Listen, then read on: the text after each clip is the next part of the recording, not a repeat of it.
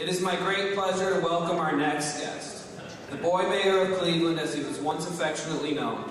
Congressman Kucinich was first elected to the United States House of Representatives in 1996 and has since been elected 6 times. Moreover, Congressman Kucinich was a candidate for the Democratic nomination for President of the United States in the 2004 and 2008 presidential elections. But Congressman Kucinich is much more than an office holder to us. Congressman Kucinich has been a tireless champion for the rights and dignity of the Palestinian people.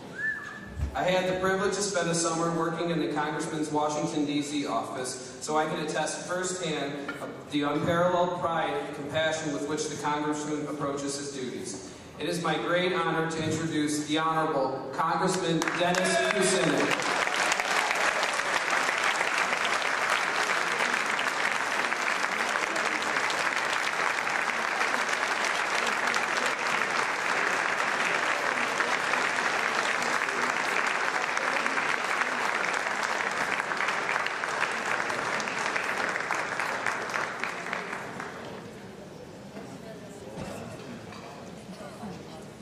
Thank you very much. And I have an introduction to make. Someone who accompanied me on my first, actually our visits to Ramallah, my wife Elizabeth.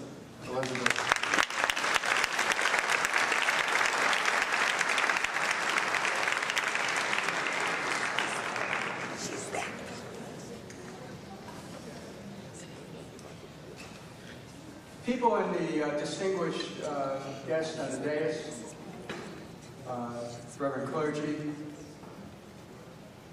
Palestinian leaders from across the United States and around the world. People ask me, why is it, Dennis, that you always speak up on behalf of the Palestinians? Why is it that when anything happens over there, you go to the floor of the House of Representatives and you talk about it? Why do you do this? Aren't you afraid? Aren't you concerned for your political career? Aren't you worried about what others in Congress may say? It's very simple. I speak out on behalf of the Palestinian people because it's the right thing to do.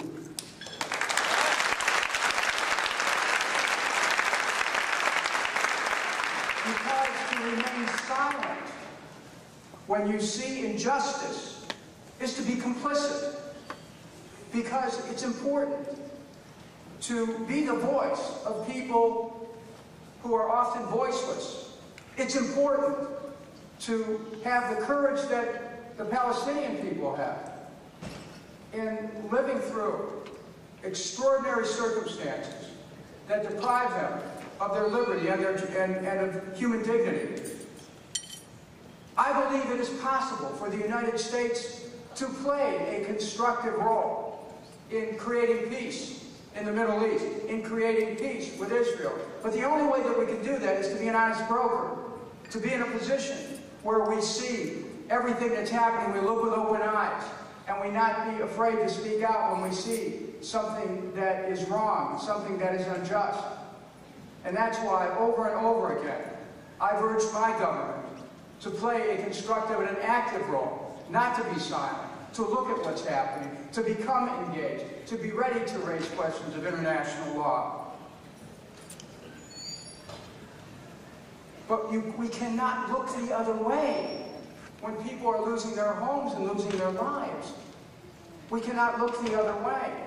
And so the United States has to be able to affirm that certainly one of the most important, major social, economic, and political causes of our time relates to the plight of the Palestinians. It's obvious.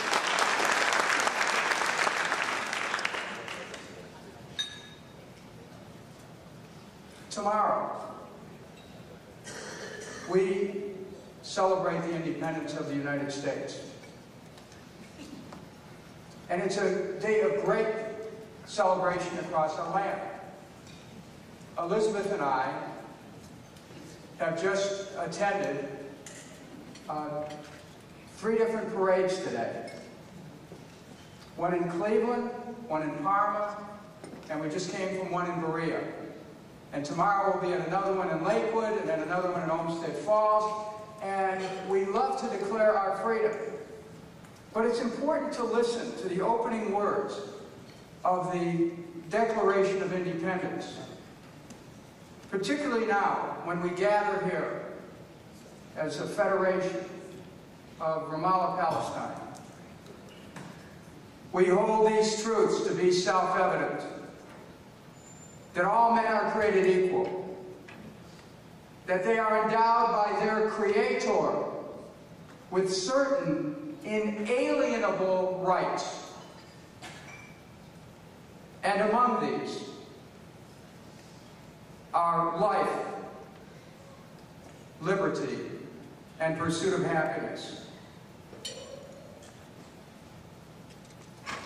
Inalienable rights. Rights that come not even from the state, but that as human beings we're born with.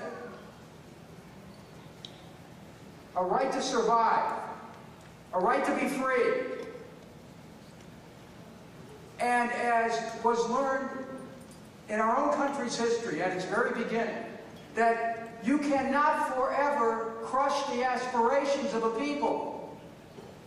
Our Bible tells us that truth crushed to the ground will rise again. And a people crushed to the ground will not be denied. And so the courage of the Palestinians, in that is written the fate of the world, the perseverance of the Palestinians. In that is written the possibilities of the world, the long-suffering of the Palestinian. In that is written the power of the human heart to be able to overcome anything. You are heirs and heiresses of a very powerful moral statement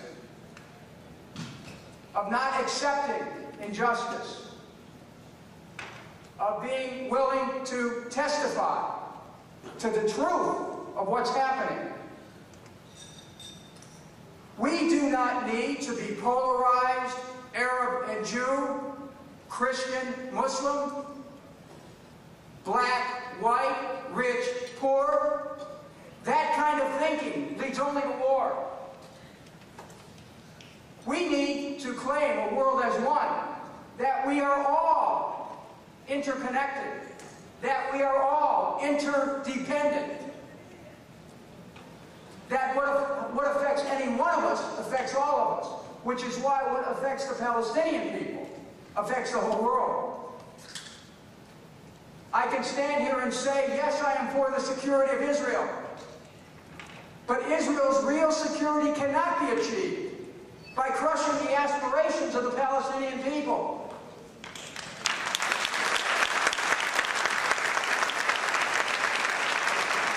It will be achieved through a heartfelt effort on the part of the United States and other countries